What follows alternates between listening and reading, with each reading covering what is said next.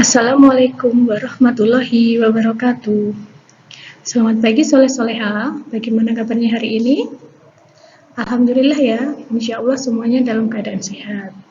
Nah, sebelum mulai belajar, marilah kita berdoa lebih dahulu, supaya ketika belajar kita mendapatkan keberkahan dan kelancaran. Berdoa dimulai.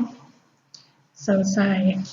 Nah, di video kali ini kita akan kembali belajar tentang tema 5, subtema 1, muatan bahasa Indonesia.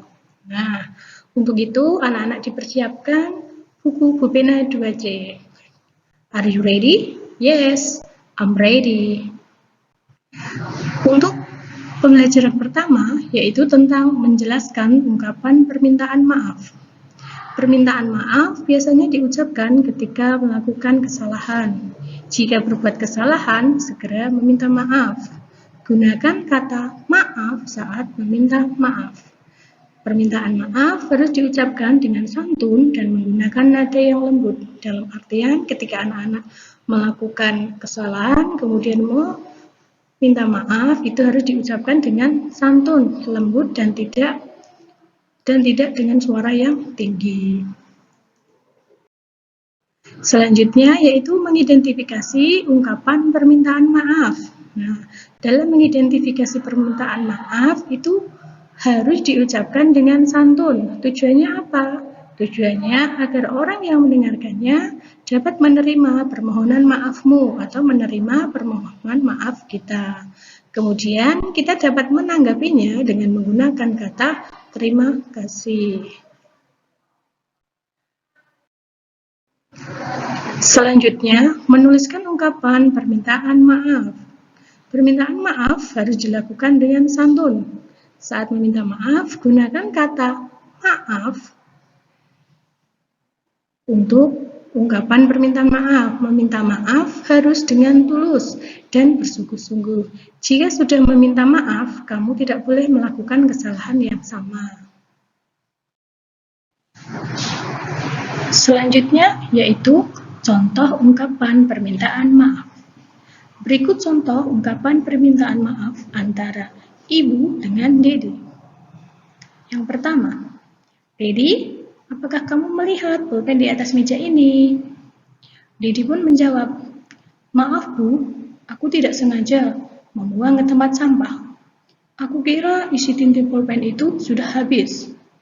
Iya, tidak apa-apa nak, lain waktu kamu harus memeriksa terlebih dahulu sebelum membuangnya ke tempat sampah. Kemudian Dedi menjawab, baik Bu. Nah, dari percakapan di atas, anak-anak di rumah bisa mencoba cara membuat ungkapan permintaan maaf. Yang keempat, yaitu menjelaskan isi puisi. Puisi merupakan kumpulan kata yang disusun sesuai dengan tema tertentu. Pembuat puisi menggunakan kata-kata yang indah. Untuk memahami sebuah puisi, kamu harus membacanya dengan cermat.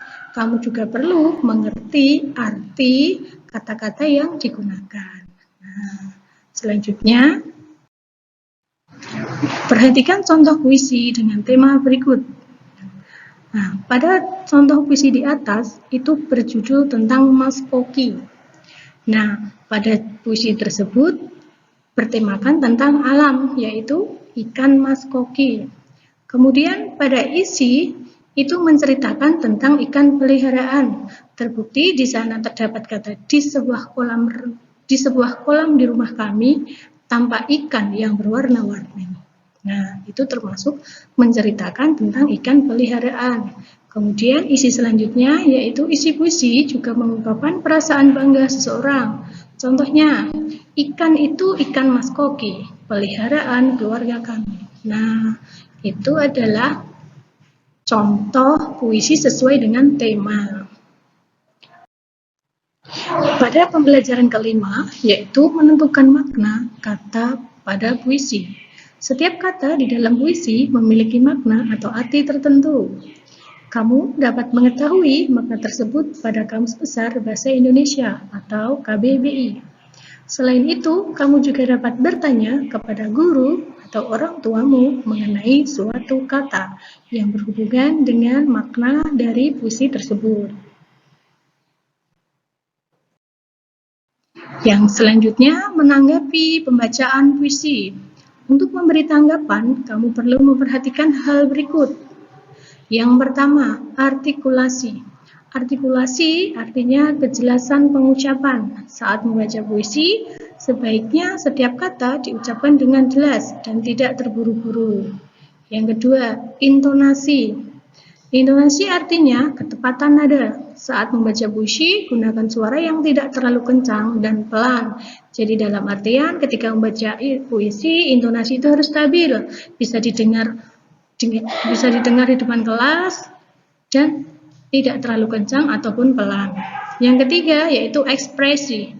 Ekspresi di sini artinya raut wajah. Nah, artinya apa? Saat membaca puisi, sebaiknya ekspresi yang digunakan itu harus sesuai dengan isi puisi. Jadi ketika puisinya itu bertemakan sedih ataupun gembira, itu ekspresinya harus mencerminkan dari isi puisi tersebut. Nah, selanjutnya, ayo perhatikan contoh tanggapan bacaan puisi berikut. Nah, saat membaca puisi berjudul Hujan, artikulasi Desi terdengar sangat baik. Ia membaca setiap kata dengan cukup jelas. Ekspresi Desi saat membaca puisi juga sudah sesuai dengan puisi.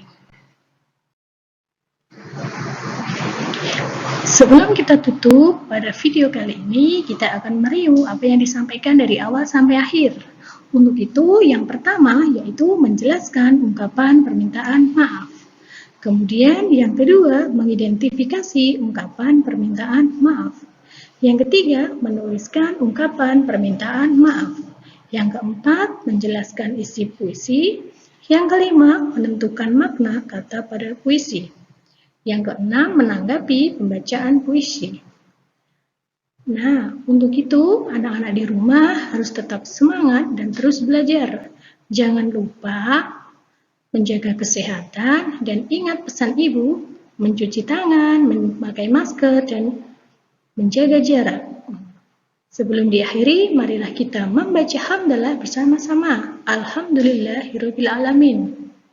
Billahi taufik wal hidayah. Wassalamualaikum warahmatullahi wabarakatuh. Thank you. Bye-bye.